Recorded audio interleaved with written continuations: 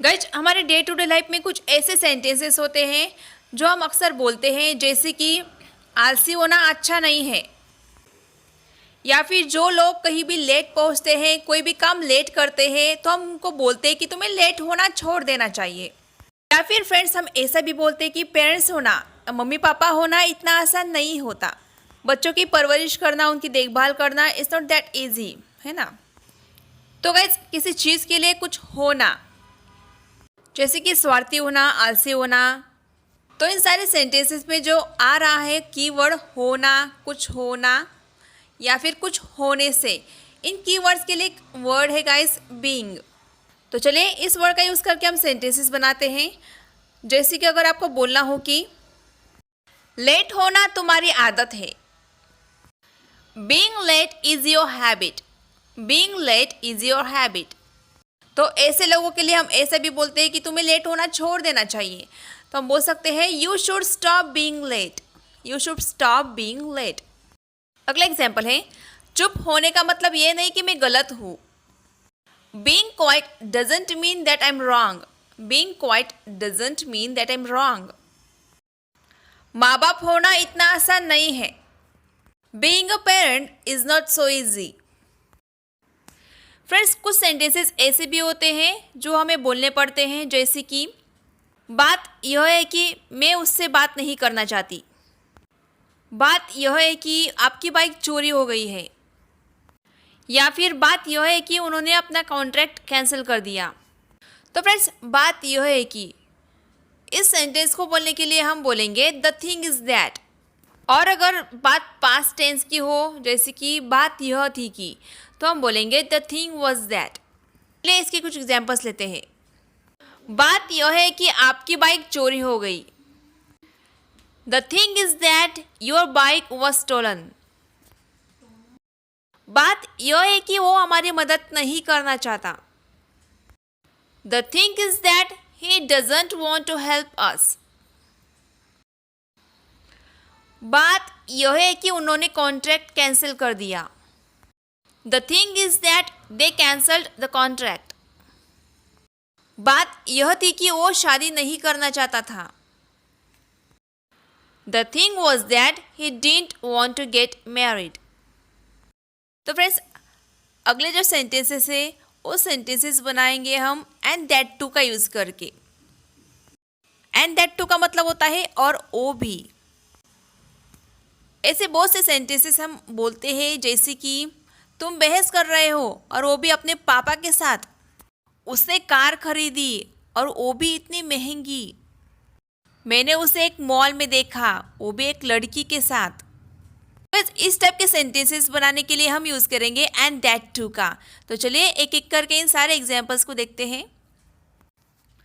तुम बहस कर रहे हो और वो भी अपने पापा के साथ, you are arguing and that too with your पापा।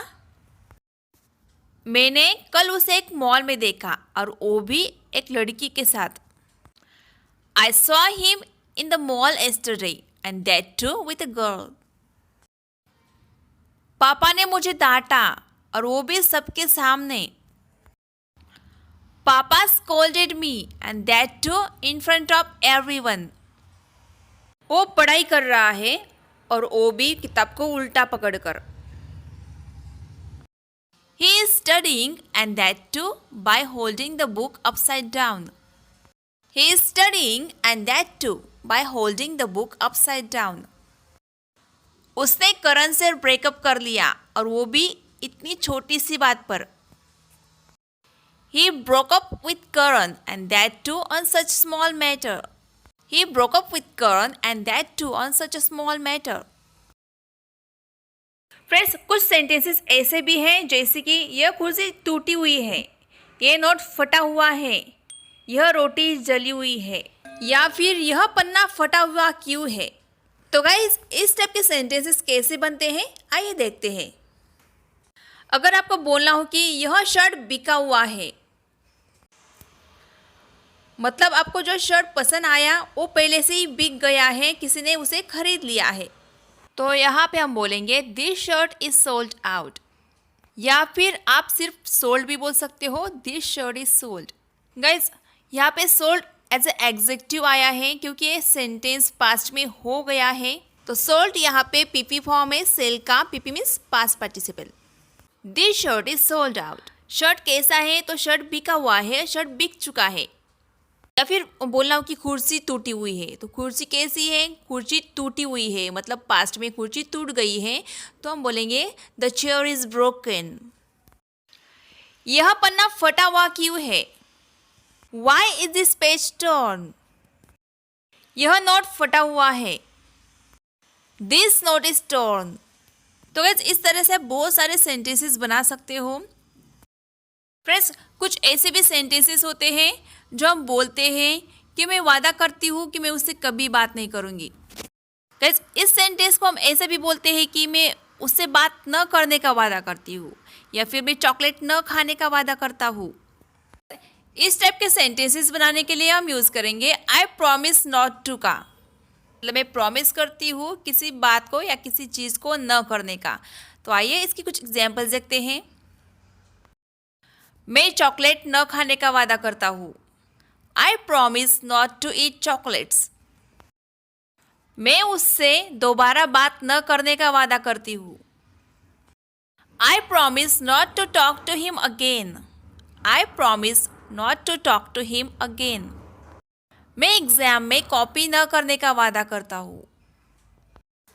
आई promise not to copy in the exam. I promise not to copy in the exam. मैं गाली न देने का वादा करता हूँ। I promise not to abuse. I promise not to abuse. Friends, अगर आपको इस टाइप के सेंटेंसेस बोलने हो, जैसे कि सुमित ने अपने पुराने स्कूटर के बदले एक नई बाइक खरीद ली, तो किसी चीज़ के बदले हम कोई चीज़ लेते हैं, इसके लिए बोलते हैं in the exchange of.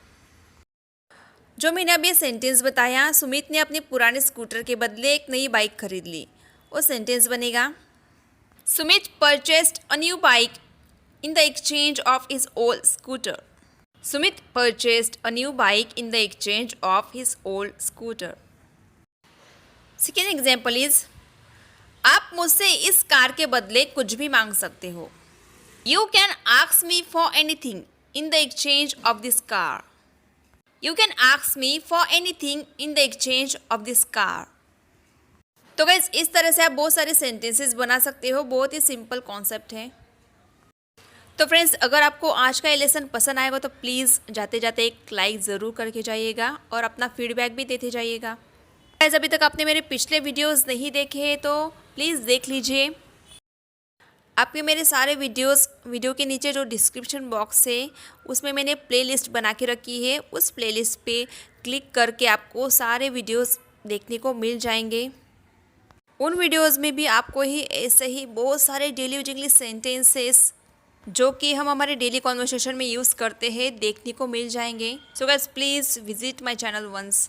Thanks for watching guys, मिलते हैं नेक्स्ट वीडियो में। Till then bye bye.